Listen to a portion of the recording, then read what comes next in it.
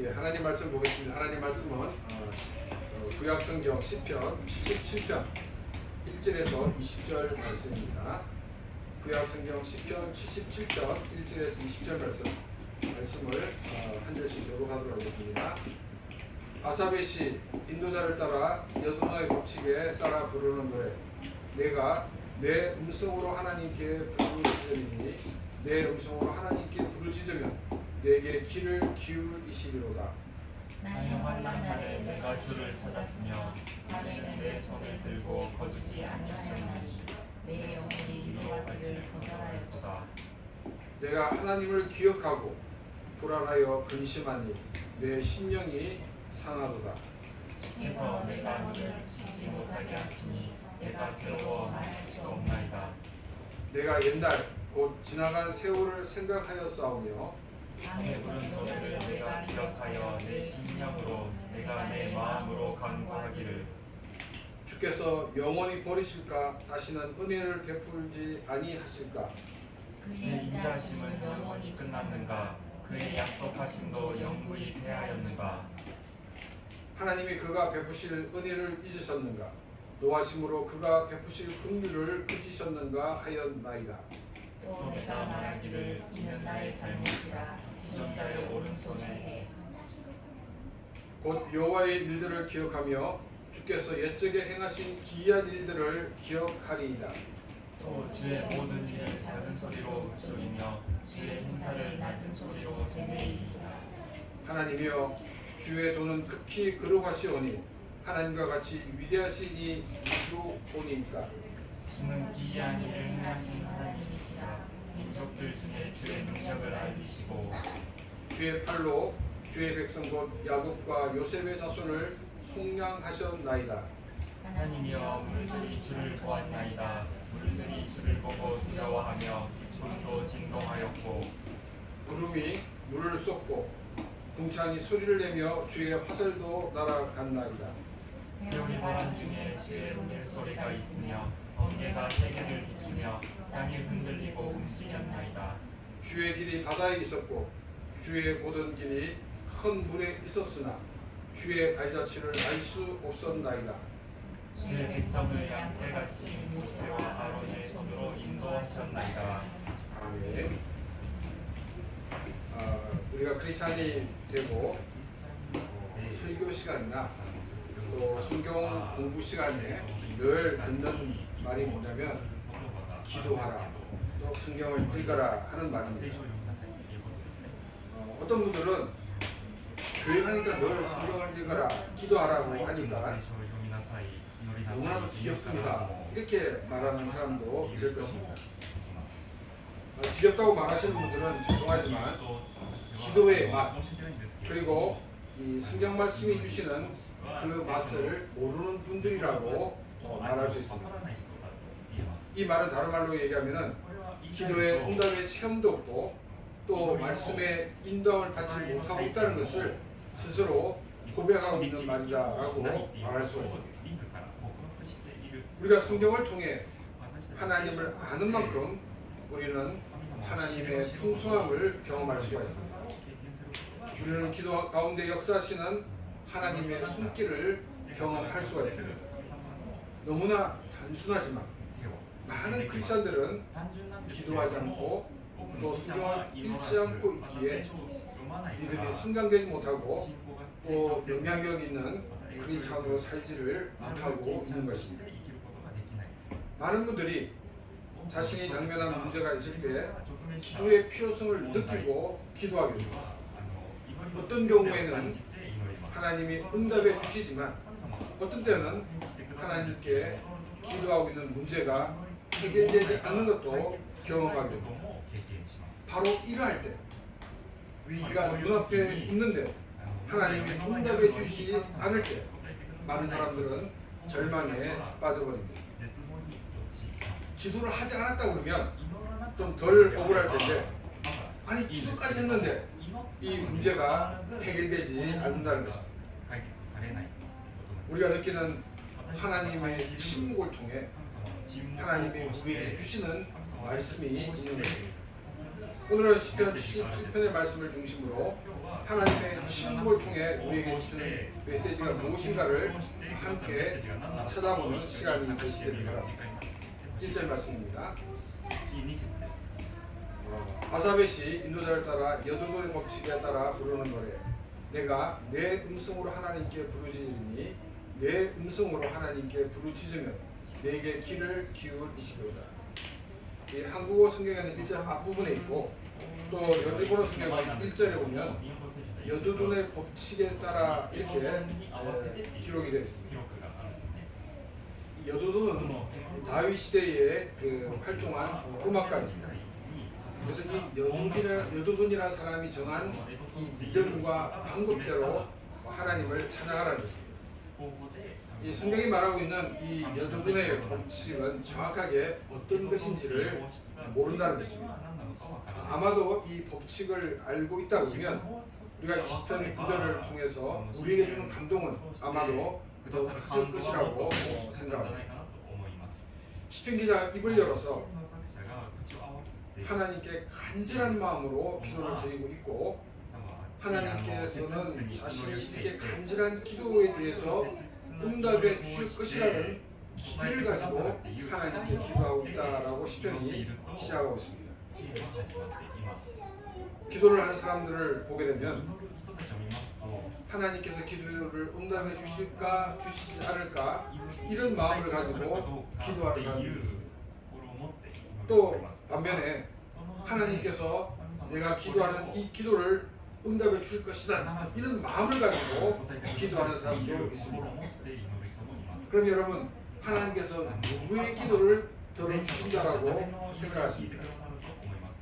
일반적으로는 믿음을 가지고 하나님께 기도드리는 사람의 기도를 하나님께 응답해 주신다라고 생각합니다.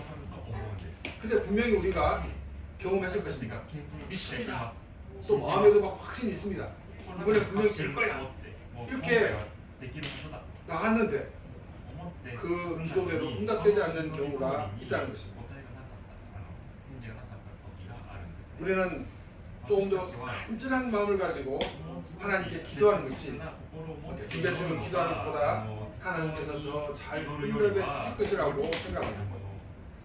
어떤 분들은 제 기도 부탁을 할 때 뭐라고 얘기하냐면 목사님이시고 선교사님이시니까 하나님께서 더 잘 응답해 주시지 않겠느냐 이런 생각을 가지고 목사님께 기도를 부탁합니다 라는 말을 하시는 분이 있었습니다.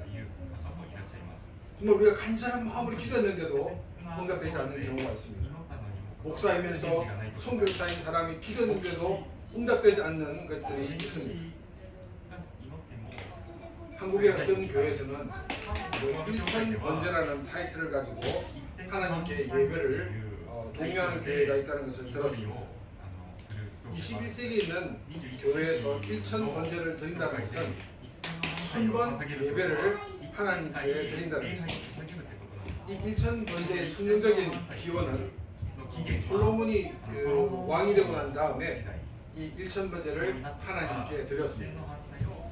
제가 말씀을 드리고자 하는 것은 분명히 성경에 기록된 일천 번제이지만은 21세기에 일천 번제라고 1000번의 예배를 강조하는 것은 성경적이지 않다는 것입니다. 왜 성경적이지 않냐면은 믿음으로 하나님께 예배하는 것이 아니라 자신의 공을 많이 쌓으면 하나님이 응답하신다는 이 공로주의적인 생각이 깔려있기 때문입니다. 우리가 구약을 읽을 때 구약이 우리에게 주는 상징적인 메시지가 무엇인가를 우리는 찾아야 합니다. 솔로몬이 1000 번제를 드렸다고 우리가 1000 번제를 드리게 되면 하나님께서 우리에게 솔로몬에게 주신 그 복을 주실 것이라고 말하는 것은 성경을 왜곡하고 있는 것이라는 것입니다. 솔로몬의 1000 번제가 우리에게 주는 메시지는 솔로몬이 왕이 되면서 먼저 하나님의 도우심을 구했다는 것입니다. 하나님께서도 무엇을 응답해 줄까라고 물을 때 솔로몬은 하나님이 맡겨주신 이 하나님의 백성을 잘 다스릴 수 있도록 지혜를 달라고 말하였습니다. 그래서 하나님은 다른 사람들은 부자가 되고 또 건강하게 오래 살기를 원하고 있는데 너는 이런 것을 구하지 않고 나의 백성을 다스리기 위해서 지혜를 구했기 때문에 나는 너에게 지혜도 주고 또 부도 주고 건강을 주겠다라고 말씀을 하셨습니다. 그런데 21세기 살고 있는 이 일천 번제를 드리는 사람들의 대부분은 무엇을 꼭 기도하냐면 하나님 우리의 자녀가 이 대학에 진학하게 해주시오라고 기도하고 있다는 것입니다. 또 자신의 사업이 잘 되게 해주시오라고 기도하고 있습니다. 대부분 이런 기도들은 기복적인 신앙을 벗어나지 못하고 있다는 것입니다. 시편기자는 자신이 얼마나 간절한 마음을 가지고 하나님께 기도의 날을 말하고 있습니다.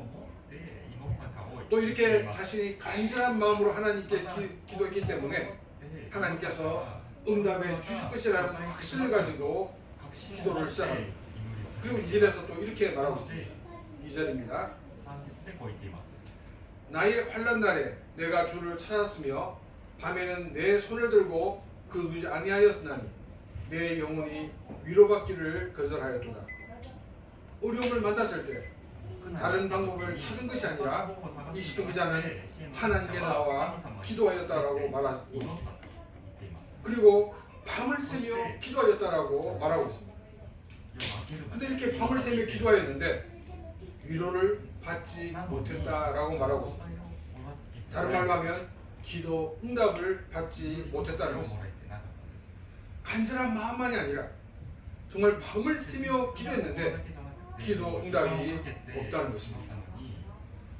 우리가 하나님께 나가는 예배와 기도는 믿음으로 나가야 되는 것이지 자신의 간절함이나 행위를 가지고 나가서는 안 된다는 것입니다. 시편 기자는 기도를 시작하면서 일반적인 종교에서 행해지고 있는 정성을 다하는 것을 자신의 기도가 공략되어야 되는 근거로 제시하였습니다. 이러한 기도가 성경적이지 않다는 것을 감지하지 못했습니다. 하나님께서 성경을 통해 어려움을 만나면 기도하라고 하셨고 그래서 다른 방법을 찾지 않고 기도하였다는 것입니다.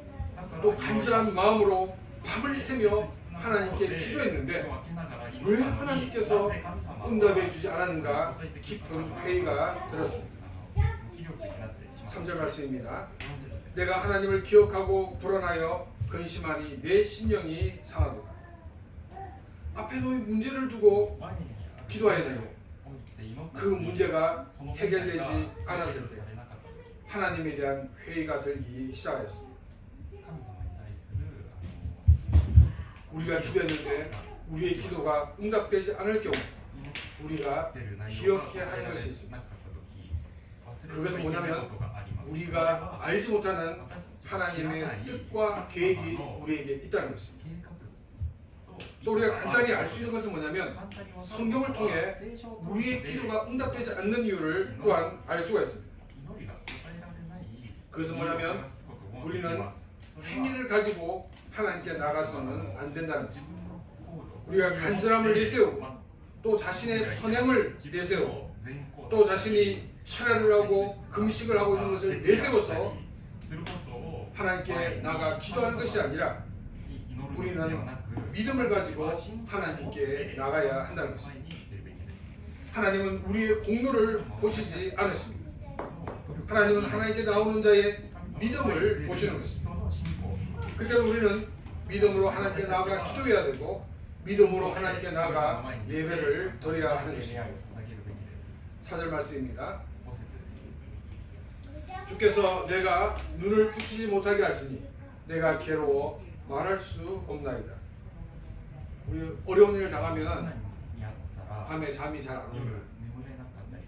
지금 이 시편 기자는 이 불면의 밤을 하나님이 주셨다라고 말하고 있습니다. 어려운 일을 만났을 때 정말 하나님께서 말씀하신 대로 기도하였습니다. 간절한 마음으로 또 밤을 새며 기도했는데 하나님의 기도, 하나님의 그 응답이 없는 것은 바로 하나님께 책임이 있다라고 책임을 전가하고 있습니다. 또 여기 보니까 괴로워 말할 수 없나이다 라고 말하고 있습니다. 근데 시편 기자는 지금 말하고 있습니다. 지금 기도하고 있는 것입니다. 여기서 괴로워 말할 수 없다는 것은 내가 이렇게까지 기도했는데 이 문제가 해결되지 않은 것에 내가 할 말이 없다는 것,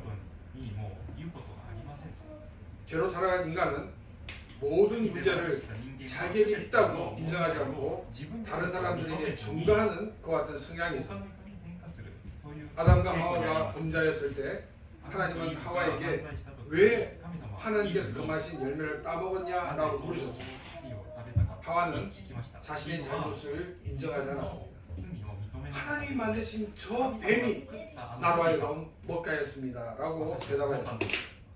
이 말은 하나님이 만일 뱀을 만드시지 않았다 그러면 뱀이 나를 유혹하지 않았을 것이고 나는 죄를 범하지 않을 것입니다 라는 말입니다. 하나님은 다시금 아담에게 물었습니다. 왜 너는 내가 금한 열매를 먹었느냐 라고 물으셨습니다. 아담은 하나님이 지어주신 하와가 이것을 주어 먹게 하였습니다 라고 대답하였습니다. 자신의 잘못이 아니고 하와의 잘못이라는 것입니다. 이 말은 하나님이 하와를 만들어 주셨으니 이 모든 것은 하나님 책임입니다 라는 말인 것입니다. 하나님께서는 우리가 알지 못하는 하나님의 계획을 가지고 있습니다.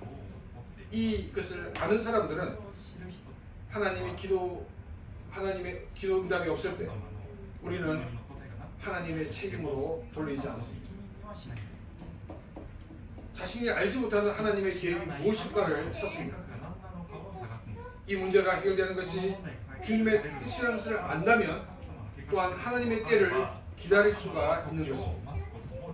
그런데 자신의 문제가 무엇인지를 모르고 하나님의 계획이 무엇인지를 모른다는 것입니다. 그래서 그 책임을 하나님께 돌리는 것입니다.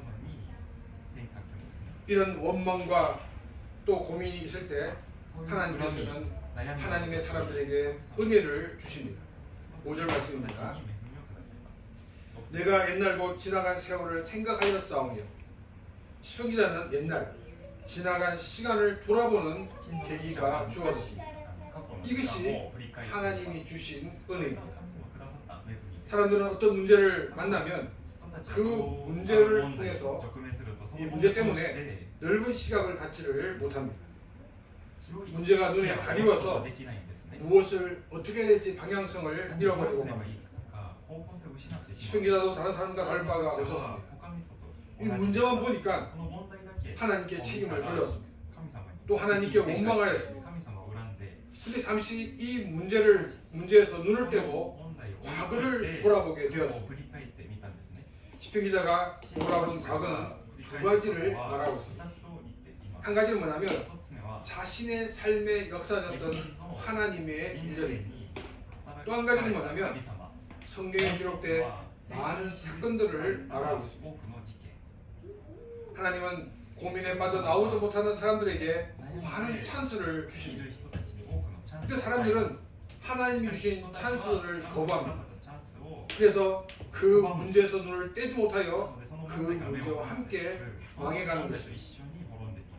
어려운 일을 만났을 때, 또 이 문제를 해결하기 위해서 기도했지만 기도 응답이 되지 않을 때 우리가 낙심하고 하나님을 원망할 것이 아니라 하나님께 나아가서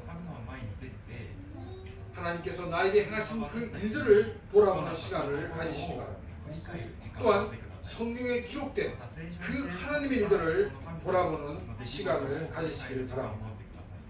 6절 말씀입니다. 밤에 부른 노래를 내가 기억하며 내 심령으로 내가 내 마음으로 간구하기를. 밤에 부르는 노래가 나오는데 이 밤에 부른 노래가 구체적으로 무엇인지는 알 수 없지만 이 시편 기자가 과거에 하나님께 기도하고 응답된 것에 대해서 감사히 부르던 것을 기억하였습니다. 과거에도 문제가 많이 있었습니다. 그런데 하나님은 그 모든 문제를 잘 이기게 하셨던 것을 생각하셨습니다. 과거에 역사하셨던 그 하나님이 지금도 내가 당하는 이 모든 문제를 해결해 주실 것이라고 믿고 나가지를 못하고 있습니다. 왜냐하면 과거엔 역사해 주셨는데 지금 현재는 과연 이 문제를 해결해 주실 거라는 생각이, 과거는 과거이고 현재는 현재라는 그 생각 때문에 이런 그 괴리감을 가지고 시편 기자는 6가지 회의를 쏟아놓기 시작합니다. 7절부터 9절 말씀입니다. 주께서 영원히 버리실까? 다시는 은혜를 베푸지 아니하실까? 그의 인자하심은 영원히 끝났는가? 그의 약속하심도 영구히 폐하였는가? 하나님이 그가 베푸실 은혜를 잊으셨는가? 노하심으로 그가 베푸실 긍휼을 그리셨는가 하였나이다. 우리를 구원하신 하나님은 우리를 버리지 아니하신다고 말씀하셨는데 꼭 하나님의 마음이 바뀌어서 우리를 버리신 것이 아닌가. 그리고 두 번째는 우리에게 은혜를 무한히 주신다라고 하셨는데 하나님의 마음이 바뀌셔서 또 우리에게 은혜가 주신다는 은혜가 중단되지 않았는가. 세 번째는 우리의 죄에 대해 하나님이 인자하심이 영원하시다고 하셨는데 이제는 그 하나님이 인자하심을 거두신 것이 아닌가. 네 번째는 약속하신 하나님은 그 약속을 반드시 지키시는 하나님이신데 하나님이 이제 그 약속 행하는 것을 거부한 것이 아닌가. 다섯 번째로는 하나님이 우리에게 베풀어 주신다는 그 은혜를 잊어버린 것이 아닌가. 하나님이 화가 나서 우리를 긍휼히 여기신다는 것을 거두어 버린 것이 아닌가라는 이런 회의를 가지게 되었습니다. 이처럼 이 7절에서 9절까지의 회의는 많은 크리스찬들이 문제에 부딪힐 때마다 가지게 되는 동일한 회의. 이런 회의에서 벗어날 수 있는 것은 우리가 주권자 하나님이신 것을 우리가 기억하는 것입니다. 또 우리는 이것을 하기 위해서 성경에 기록된 하나님을 다시금 묵상해야 하는 것입니다. 10절 말씀입니다.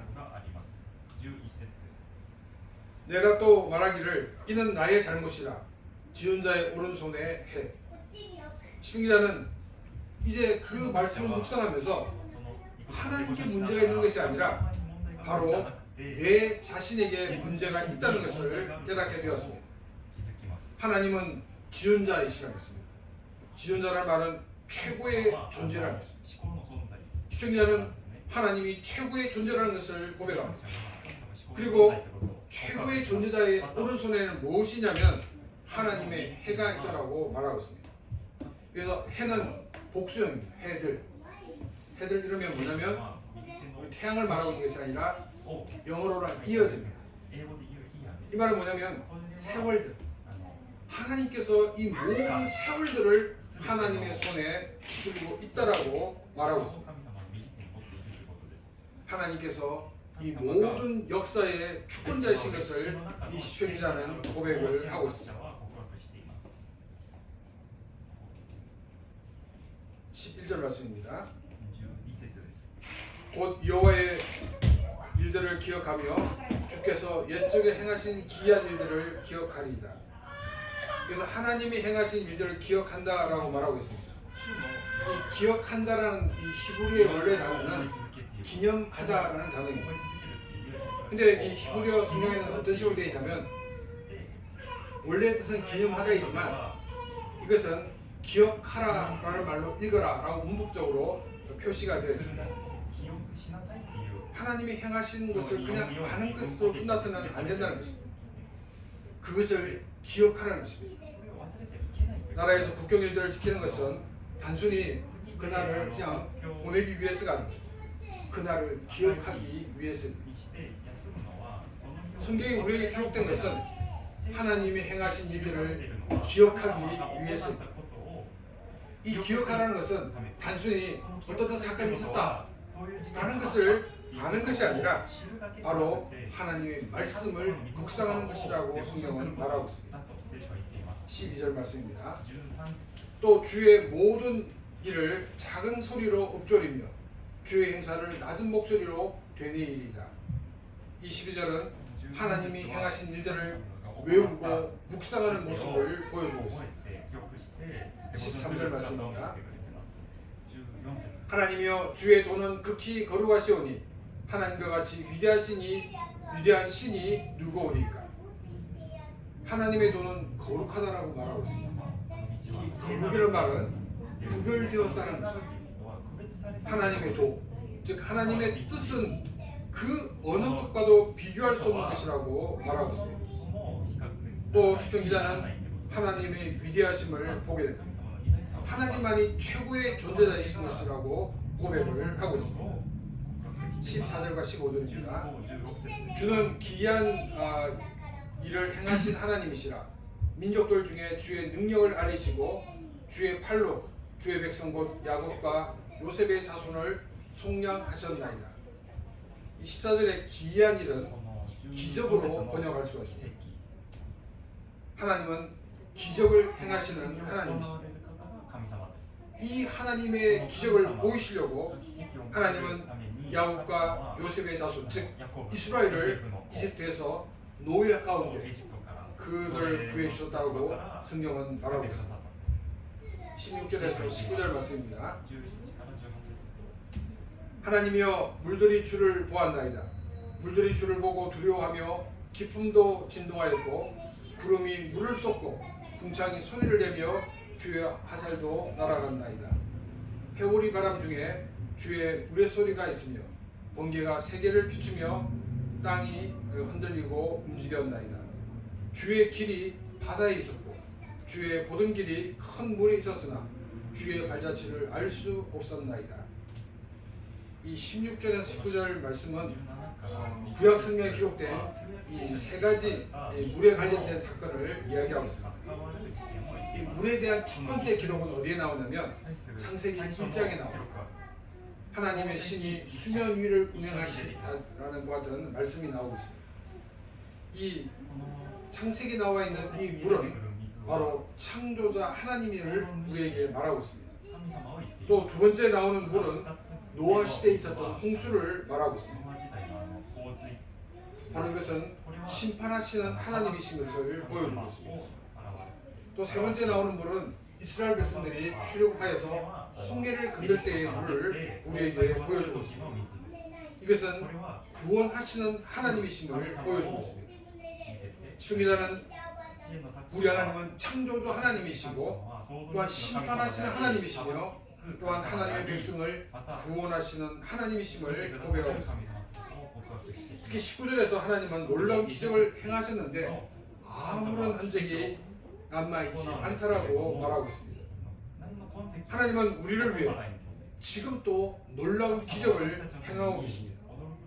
놀라운 기적이 일어나고 있지만 아무런 흔적을 남겨놓지 않으십니다. 우리는 이런 흔적이 없어서 실망하는 경우가 대부분입니다. 여러분, 하나님이 이 지구를 공정과 자전을 시키는데 아무런 소리 없이 움직이고 계시다는 것을 우리는 기억해야 됩니다. 자전하고 공전하는 소리가 들리지 않는다고 지구에 자전과 공전이 없는 것이 아니라는 것입니다. 하나님이 우리에게 행하시는 일들도 마찬가지입니다.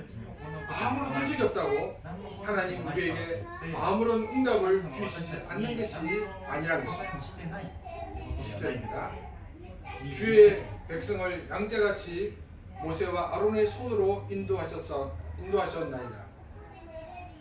하나님은 하나님 백성을 양떼같이 모세와 아론의 손으로 인도하셨다라고 시편을 마치고 있습니다. 하나님은 하나님이 직접 하나님의 백성을 인도하는 것이 아니라 모세와 아론을 통해서 인도하신다는 것입니다. 이것은 넓은 의미로 영적인 지도자를 통해서 인도하신다는 것도 있지만은 더 중요한, 더 강조하는 의미가 있습니다. 이 모세는 율법을 상징하고 있습니다. 아론은 제사장으로서 하나님께 드리는 제사를 상징하고 있습니다. 이 율법은 바로 우리에게 주신 성경을 말하고 있습니다. 또 이 제사는 우리가 하나님께 드리는 예배로 혹은 기도로 적용할 수가 있습니다.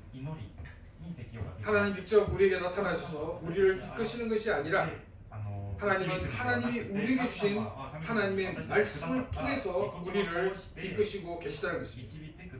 그래서 우리는 성경 말씀을 읽고 묵상해야 되고 또한 그 말씀대로 살아가야 하는 것입니다. 또 하나님은 기도나 예배를 통해서 우리에게 응답하고 계시다는 것입니다. 이 예배 안에는 기도와 말씀이 다 들어가 있습니다. 그래서 예배와 기도를 따로 떼어내서 우리가 볼 수도 있지만은 따로 떼어놓고 보거나 또 같이 보나 공통점이 뭐냐면 둘 다 하나님께 나아간다는 것입니다. 기도가 응답되지 않는 이유는 우리가 믿음으로 하나님께 나가지 않기 때문입니다. 자신의 행위를 가지고 하나님께 나가서는 안 된다는 것입니다. 믿음으로 하나님께 나가야 합니다. 믿음으로 하나님께 나간다는 것은 하나님이 계신 것과 하나님께서 자기를 찾는 자에게 상 주시는 자임을 믿어야 한다는 것입니다. 다른 말로 하면 하나님께서 기도를 응답하시고 또한 예배하는 자에게 그 예배를 응답해 주시는 하나님인 것을 믿고 나가야 한다는 것입니다. 이 응답은 A를 구했을 때 A만을 주시는 것을 말하고 있지 않습니다. 하나님 우리에게 주시는 응답은 A보다도 더 좋은 B나 C를 주실 수가 있습니다. 더 나아가서 하나님은 우리에게 베스트를 주시는 하나님의 역사입니다. 그래서 A가 응답되지 않는다고 우리는 낙심할 이유가 없습니다. 왜냐하면 내가 알지 못하는 베스트를 하나님은 주실 것이기 때문입니다. 자신이 당면한 문제가 해결되지 않아서 신앙의 A가 될 때 우리는 성경을 읽고 묵상해야 합니다. 그리고 자신에게 행하신 하나님의 일들을 돌아봐야 합니다. 하나님은 하나님의 놀라운 일들을 사람에게 보여주기 위해서 나를 구원하시고 하나님의 백성으로 삼으셨다는 것입니다. 지금 나에게 아무런 일이 일어나지 않는 것처럼 보여도 하나님은 지금 또 나를 위해 놀라운 일들을 행하고 계시다는 것을 기억해야 합니다. 하나님이 침묵하고 계신 것이 아니라 내가 당하고 있는 이 문제 때문에 나에게 말씀하시는 하나님의 음성을 내가 듣고 있지 못하다는 것입니다. 위기를 만날 때, 문제가 해결되지 않을 때 성경을 읽으며 자신의 신앙을 점검하는 계기가 되시기를 바랍니다. 하나님의 뜻이 어디에 있는지를 찾으시기를 바랍니다. 그리고 아무 소리 없이 아무런 흔적도 남기지 않고 나를 위해 기적을 일으키시는 하나님을 바라보시기를 바랍니다. 이 시편 77편은 하나님의 백성을 양떼와 같이 모세와 아론의 손으로 인도하셨다라고 선언하고 갑자기 마치고 있습니다. 왜 이렇게 마치냐면 더 이상 말할 필요가 없다는 것입니다. 이미 결론이 난 것을 가지고 더 이상 얘기할 필요가 없다는 것입니다. 왜냐하면 우리 하나님은 신실하신 하나님이시기 때문입니다. 그리고 하나님께서 약속하신 그 모든 것을 이루는 하나님이시기 때문에 더 이상 할 말이 없기 때문에 시편 기자는 이렇게 마치고 있습니다. 우리도 하나님을 신뢰하고 하나님 앞에 나아가며 더욱더 하나님을 동행하는 삶이 되어서 우리의 삶을 통하여 하나님께 영광을 돌리는 복된 삶이 되시기를 주님의 이름으로 축원합니다. 이 시간 오늘 주신 말씀을 생각하며 같이 기도드리겠습니다.